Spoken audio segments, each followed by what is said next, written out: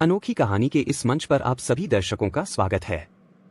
मित्रों, हम आपको अपनी जीयू ग्लोबल के डिजिटल स्टूडियो में अभिनंदन करते हैं। इस मंच से हम आपके समक्ष कुछ कहानियों को प्रस्तुत करेंगे जो आपके जीवन में कुछ ऐसी जानकारी प्रस्तुत करेगी जो आपको बदलाव के लिए प्रेरित करे।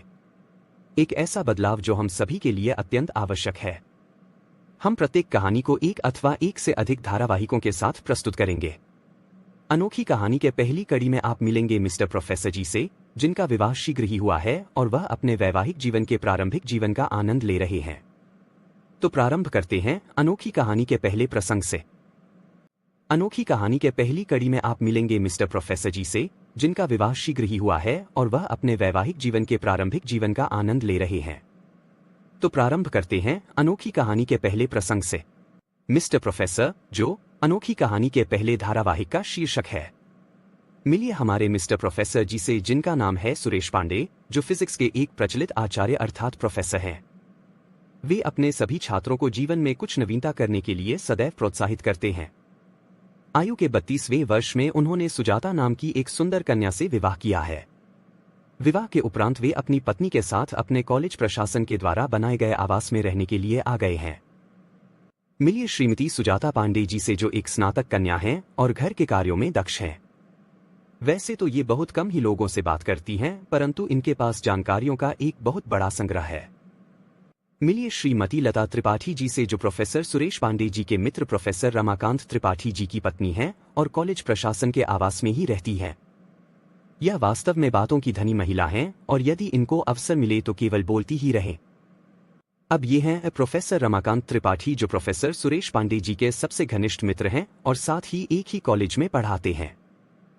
ये हैं जॉनी, जो कॉलेज में एक सहायक हैं और बहुत ही तरीके से एक काम को करने अथवा टालने दोनों में दक्ष हैं। इनके आगे जो भी कलाकार आएंगे आप उनको स्वयं ही समझ जाएंगे। तो आइए देखते हैं कि उनके विवाह के उपरांत कॉलेज में किस प्रकार से कार्य पद्धति रहती है।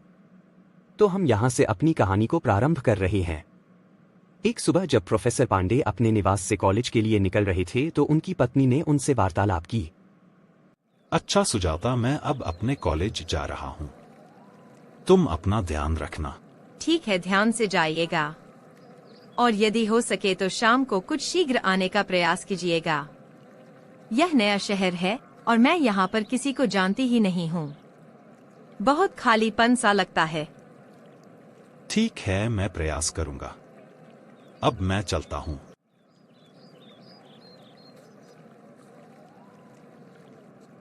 आज कॉलेज में कुछ नए बच्चों को आना है।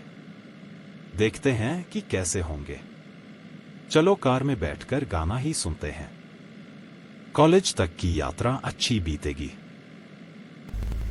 पल पल दिल के पास तुम रहती हो। रमाकांत भाई नमस्कार, कैसे हो? बहुत दिनों से बहुत व्यस्त हो, भेंट नहीं हो पाती है। हाँ सुरेश, सही कहा तुमने। कुछ व्यस्तता हो गई है, परंतु आज तो समय पर मिल ही गए। भाई कुछ भी कहो, विवाह के बाद तुम्हारी पूरी पर्सनैलिटी ही बदल गई है। भाभी जी बहुत ध्यान रखती है तुम्हारा। सही कहा रमाकांत तुमने। मेरी पत्नी मेरा बहुत ध्यान रखती है।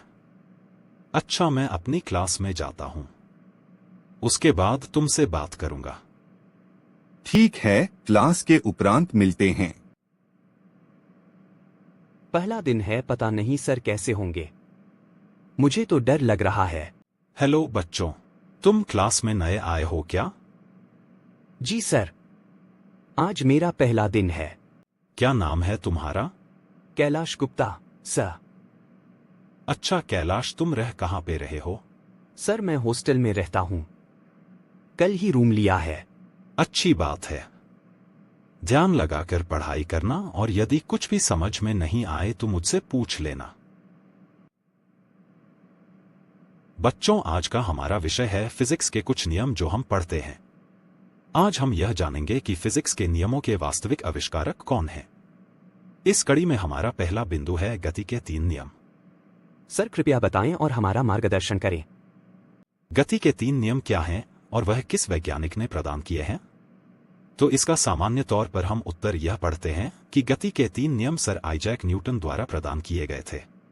ये नियम न्यूटन के गति के नियम, न्यूटन्स लॉज ऑफ मोशन के नाम से जाने जाते हैं।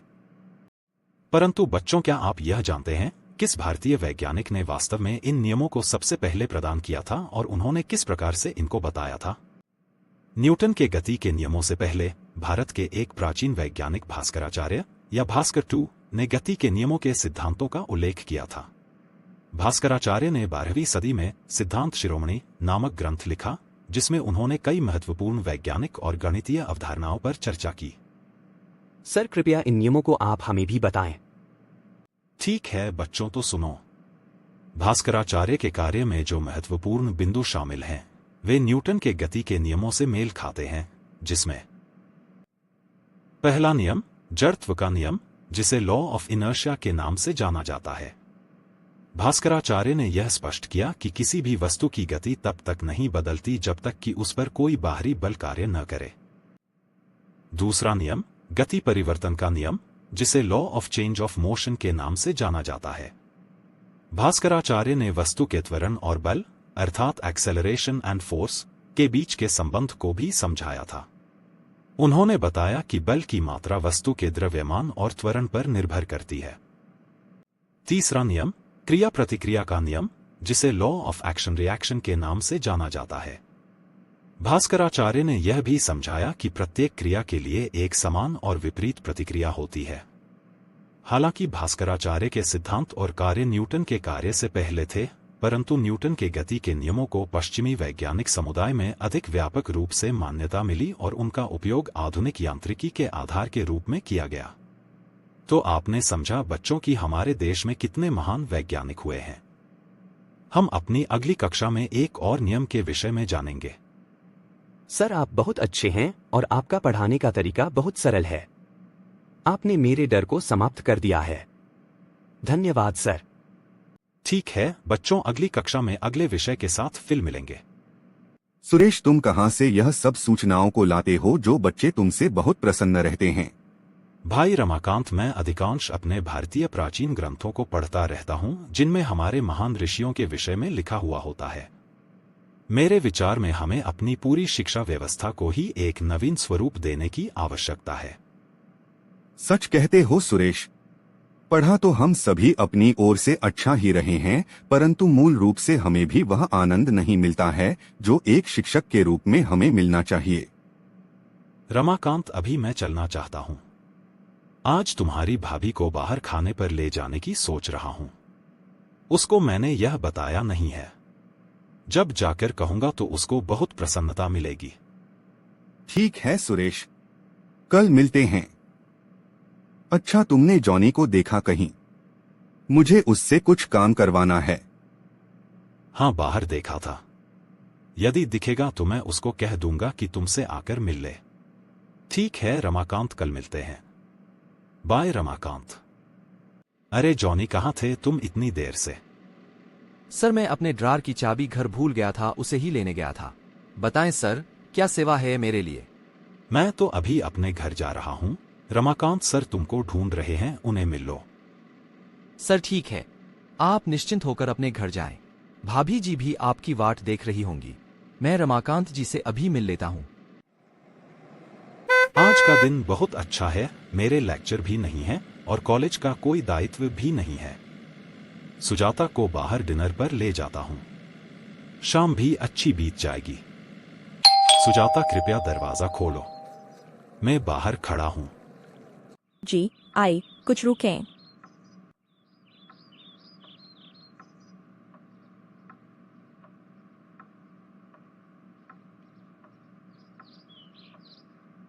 वाह, आप तो बहुत शीघ्र ही आ गए हैं। मुझे अच्छा लगा। बैठे, मैं आपके लिए पानी लाती हूँ। नहीं, रहने दो, हम आज बाहर चलकर ही खाना खाएंगे। आप केवल तैयार हो जाएं। अरे वाह, यह तो आपने मुझे चौंका ही दिया। मुझे कुछ समय दीजिए, फिर चलते हैं।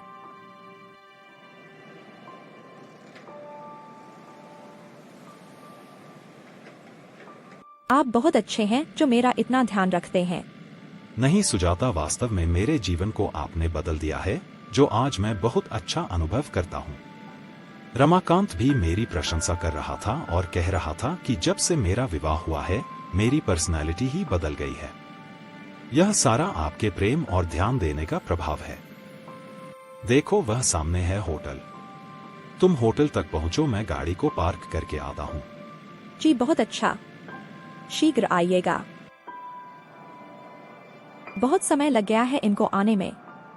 चलो कुछ बात नहीं, मैं प्रतीक्षा कर लेती हूँ। क्षमा चाहता हूँ, आपको प्रतीक्षा करनी पड़ी। गाड़ी खड़ा करना एक बड़े दायित्व का काम होता है, इसलिए पूरी तरह से सुरक्षित होने के उपरांत ही आया हूँ। चलो अंदर चलते हैं। सुजाता, कृपया यहाँ आओ, यहीं बैठते हैं। जी ठीक है, मैं वहीं आ जाती हूँ। सुजाता, कैसा लगा आपको यह स्थान? मैं अधिकांश रमाकांत के साथ यहाँ आता हूँ। बहुत साफ सुथरा और शांत वातावरण है यहाँ का। आप ठीक कहते हैं, बहुत अच्छा स्थान है और यहाँ पर लोग भी बहुत अच्छे दिख रहे हैं। कहो, क्या खाने की इच्छा है? आज की शाम केवल आपके नाम। जी धन्यवाद, आप जो पसंद करते हैं वही मंगवा लें। मुझे यहाँ के खाने के विषय में कोई जानकारी नहीं है।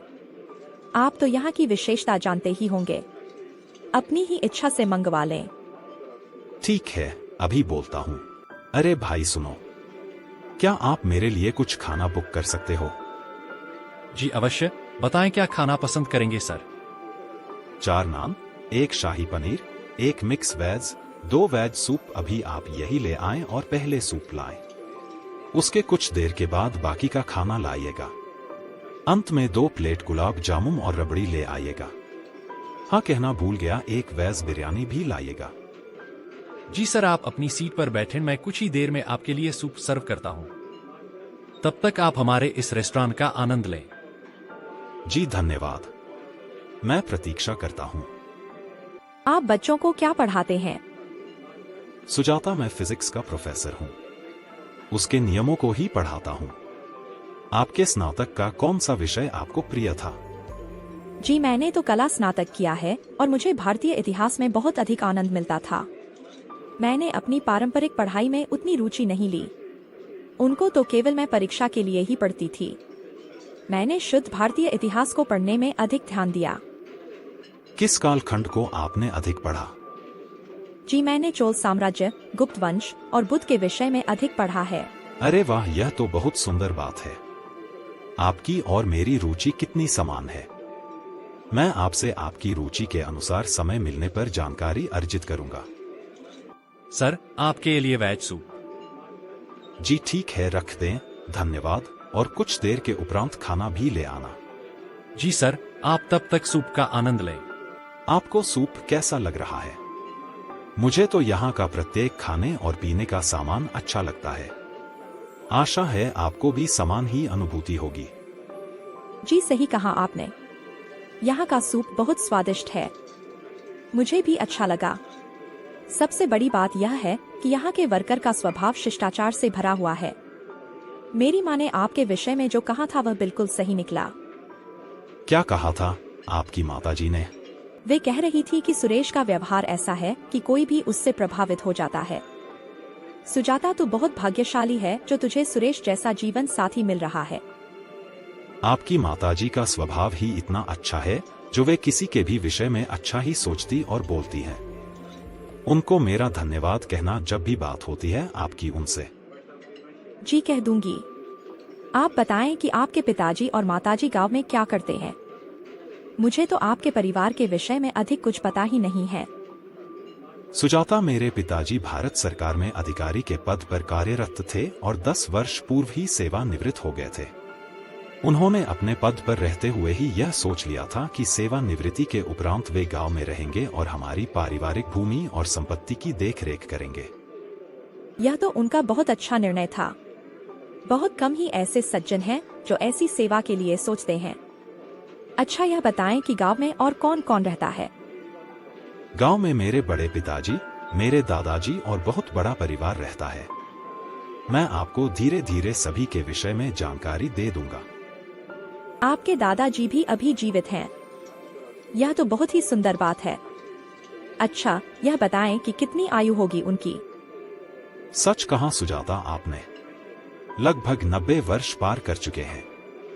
उनका कोई आधिकारिक जन्म प्रमाण ही नहीं है हमारे पास, पर आज भी वे अपना सारा कार्य स्वयं ही करते हैं।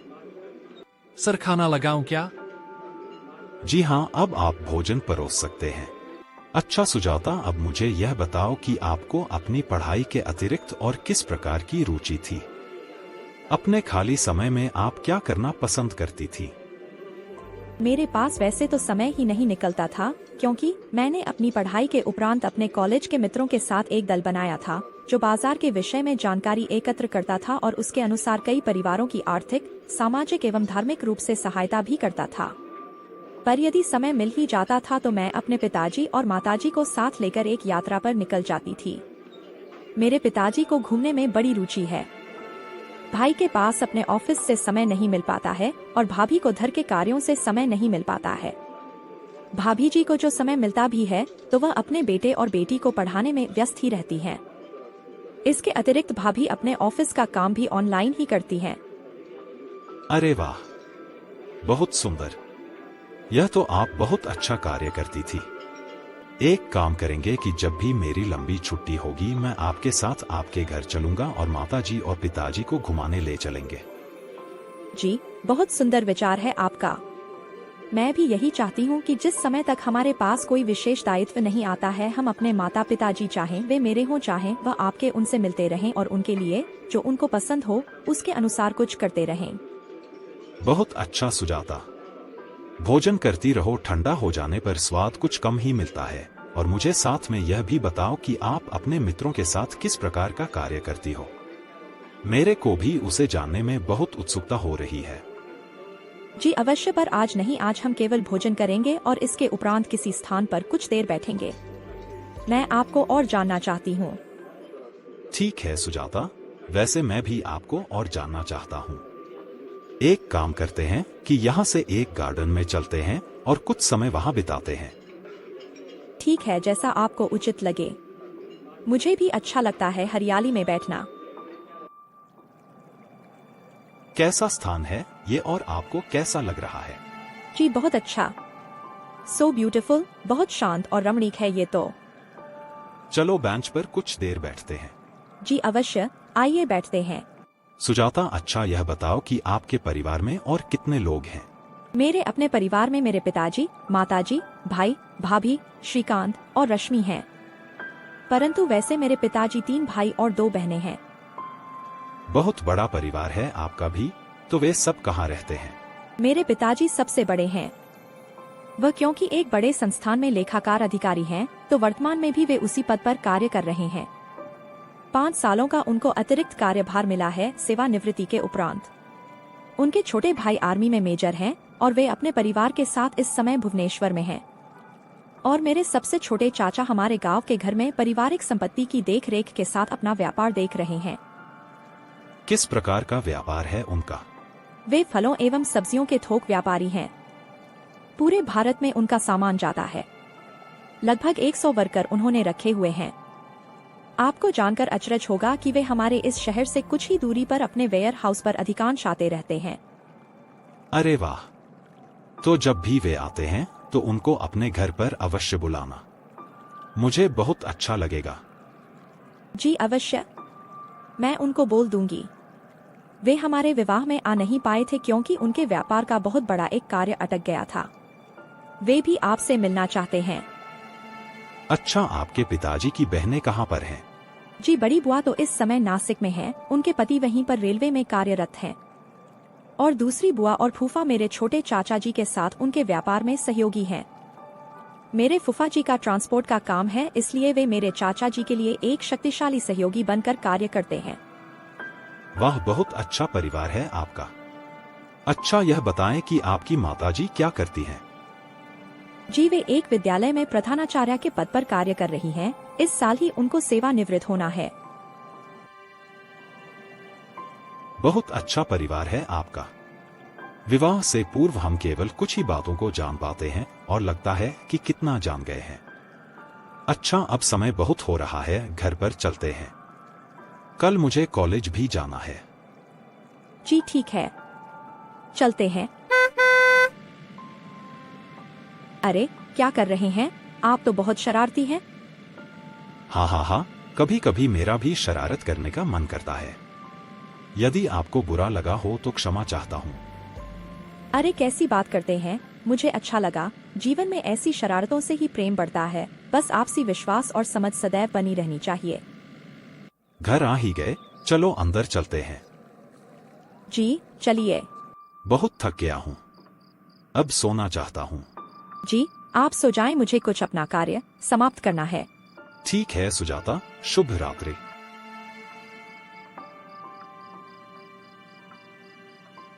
तो मित्रों, यह था हमारे मिस्टर प्रोफेसर का पहला दिन। हमें आशा है कि आपको इसे देखकर आनंद आया होगा। अपने अगले धारावाहिक में आप हमारे दोनों प्रोफेसरों की धर्मपत्नियों की भेंट का आनंद लेंगे और एक और सुंदर दिन का आनंद लेंगे। तब तक के लिए आप कुछ विश्राम करें और हमारे अगले धारावाहिक की प्रतीक्षा करें। जाने से पहले हमारे चैनल को सब्सक्राइब करें और बेल का बटन भी दबा दें। सभी को नमस्कार।